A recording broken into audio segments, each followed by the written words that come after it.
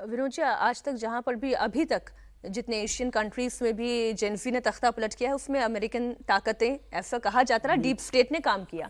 Iran और America का रिश्ता क्या है वो डोनाल्ड ट्रंप खुद बता रहे हैं कि वो दोबारा B2 बॉम्बर भेजकर अपना ईंधन नहीं बर्बाद करना चाहते हैं। तो ये B2 बॉम्बर ही तो है जो जेनजी हो रहा है। ये दूसरे तरह का B2 बॉम्बर है। देखिए, मुझे तहरीर चौक याद आ रहा है, याद करिए आप जी। जिस तरह हुस्ने मुबारक के खिलाफ 30 साल का शासन था, और तहरीर चौक पहला एक तरह से विद्रोह था जो इस तरह से इस्लामिक कंट्रीज में शुरू हुआ था। उसके बाद जो ईरान में जो भी अवधेश जी कर रहे थे, ईरान ने क्या किया, अपने सारे रिसोर्सेज न्यूक्लियर बनाने में और जो बाहर जो हिजबुल्ला और इस तरह तमाम सारे संगठनों को ईंट देने में खर्च कर दिए।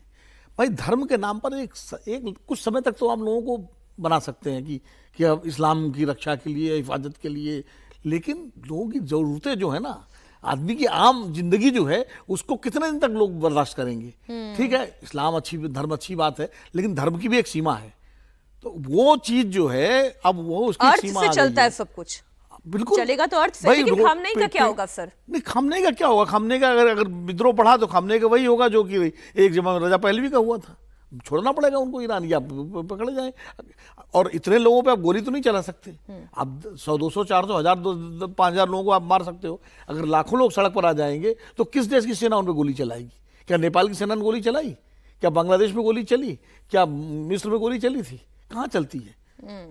क्योंकि इसलिए जो है ईरान अभी बहुत ही नाजुक दौर में है और अमेरिका इसका पूरा फायदा उठाना चाहेगा, इस पूरे उसका क्राइसिस का। प्रतिबंधित देश है और प्रतिबंधित देश ईरान पर आज पिछले लगभग आर्थिक प्रतिबंध लगे हुए हैं। 11-12 सालों से ईरान एक प्रतिबंधित देश है। देखिए, ये शिया गुरु है, इनको शरण मिलना आसान नहीं है। राजा साहब पहलवी चूंकि वो एक वेस्टर्न कल्चर को जो जिसको बोलते हैं उस मॉडल एजुकेशन से आते थे, उन्होंने किया था तो उनको तो शरण मिल गई।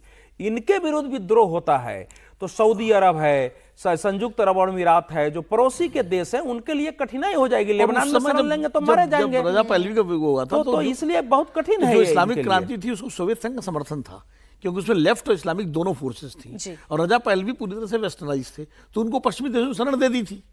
बाद में ईरान में जो उनके भी झगड़ा हुआ, बनी सदर तो रूसी एकमात्र है जिसने सीरिया के राष्ट्रपति को दिया। मतलब आप ये कह रहे हैं कि इन्हें देश छोड़कर भागना होगा, ऐसी परिस्थिति बनती हुई दिखाई है। मतलब कोई जरूरी नहीं है अभी तो लेकिन जो तस्वीरें हैं और जो वहां की आर्थिक स्थिति है, जो वहां के रियाल का स्टेटस, साल भर बाद उनका हश्र वही होना है जो परिस्थिति पिछली बार इजराइल के साथ वार में जो वहां की स्थिति दिखी है, जैसे कमजोर पड़ा है ईरान, और उसके बाद अमेरिका ने बमबार्डिंग की है, उनके सारे परमाणु वैज्ञानिक मारे जा चुके हैं, वो जीत पर अड़े हैं।